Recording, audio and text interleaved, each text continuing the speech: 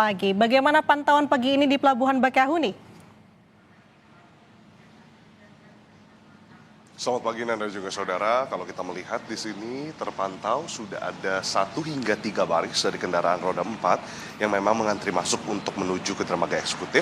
Nanti ini kalau kita lihat ini kapal-kapal yang hadir juga masih mengantri gitu ya, karena memang kebijakan dari TBB tidak lagi diberlakukan. Jadi memang kapal-kapal ini akan cukup lama berada di pelabuhan, kemudian untuk menurunkan pengunjung dan juga kendaraan yang dibawanya lalu nanti akan memuat. Nah, itu kurang lebih untuk idealnya sendiri itu membutuhkan 1 jam 15 menit untuk turun dan 1 jam 15 menit untuk naik. Jadi berarti kurang lebih dipercepat jika memang dioptimalisasi itu bisa mencapai 2 jam, Nanda dan juga saudara. Nah, kalau diperhatikan di belakang saya ini merupakan dermaga 1, memang tempat kendaraan roda 4 dan juga mobil pribadi dikhususkan di sini. Mayoritas memang seperti itu, dan memang berdasarkan kebijakan dari PT ASDP Indonesia Ferry menyatakan untuk dermaga 1 ini dan seluruh dari Pelabuhan Bakauheni itu dikhususkan untuk golongan pejalan kaki, golongan 1 hingga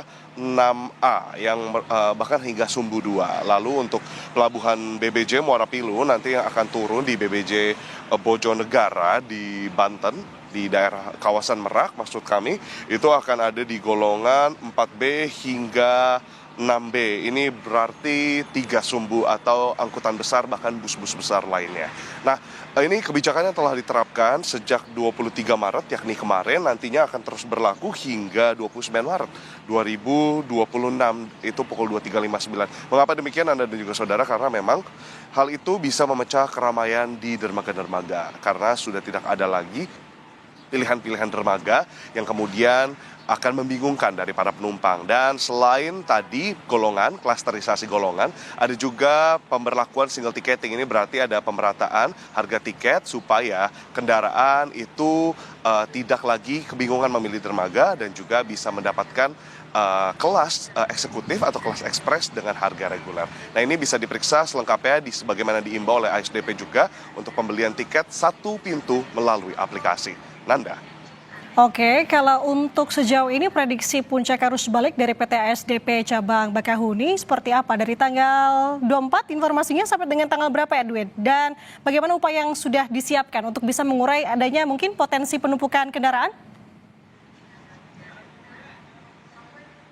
ASDP sendiri menentukan untuk prediksi puncak arus balik akan berlangsung mulai dari hari ini tanggal 24 hingga 26 Maret 2026, Nanda dan juga saudara. Ini melihat memang kalau kita lihat datanya sendiri itu bisa bahkan mencapai 100.000 penumpang lebih. Itu baik yang mereka yang ada di kendaraan pribadi masing-masing. Roda 2 memang kemarin cukup banyak, roda 2 yang kemudian dari Merak ke Bakauheni. Nanti kita akan pantau bersama apakah akan sama banyak ya dari Bakauheni ke Merak. Lalu juga yang tidak kalah menarik, data ini memperlihatkan bahwa penumpang pejalan kaki atau mereka yang menggunakan transportasi umum, baik itu bus maupun diantar, itu lebih tinggi pada tahun ini. Jadi ini memang merupakan data yang menarik karena ini temuan dari ASDP juga berbeda dengan tahun-tahun sebelumnya. Nah, untuk mengantisipasi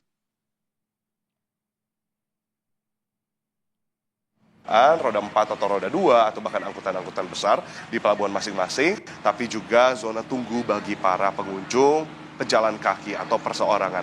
Dan juga saudara, patut kita cermati untuk angkutan besar ini dibedakan jalurnya karena memang kemarin kalau kita dengar itu ada sedikit kendala. Banyak truk-truk dari logistik yang menunggu hingga 24 jam mengaku seperti demikian. Dan nanti akan ada kunjungan dari Direksi PT ASDP, kami akan kembali mempertanyakan hal tersebut dan solusinya sebagaimana. Terima kasih Nanda.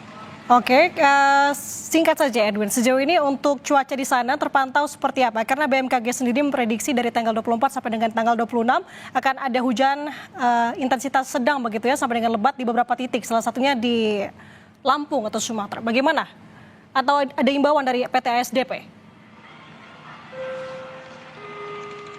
Pelabuhan Bakauheni sendiri memiliki sejumlah titik untuk kemudian bagi para penumpang itu untuk mengecek prediksi cuaca, perakiran cuaca, Nanda dan juga saudara. Tapi kalau kita lihat memang dari pantauan di lapangan sendiri, ini berbeda dengan hari-hari sebelumnya. Jika kemarin itu terdapat hanya beberapa awan gitu ya, memang cerah berawan, ini hari ini mendung berawan dengan potensi hujan di bagian selatan, utamanya di dekat dari kawasan penduduk dari Lampung Selatan. Jadi cukup jauh dengan pelabuhan. Dan kalau kita lihat angin ini bergerak ke arah utara, dan ini kemungkinan besar jika kita lihat dari kemarin itu terdapat rintik-rintik. Mungkin hari ini kalau kita lihat dari perakiraan cuaca itu mendung berawan dengan potensi hujan sedikit lebat. Dan kalau tadi saya melihat dari perakiraan cuaca yang diberikan oleh GJMLS dari BMKG, Nanda dan juga saudara, kita bisa lihat bahwa memang di sini terbukti bahwa berawan dengan